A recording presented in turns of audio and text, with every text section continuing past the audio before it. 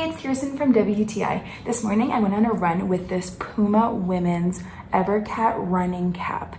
I was pleasantly surprised with this hat. Let me show you the reasons why I love it. I think it's a really good running hat for women as it has a back adjustable Velcro opening so you can accommodate your ponytail if you have one. And this is my hat after my run. As you can see, the inner lining there collected all my sweat, and I really love the Velcro opening at the back. It accommodated my ponytail perfectly.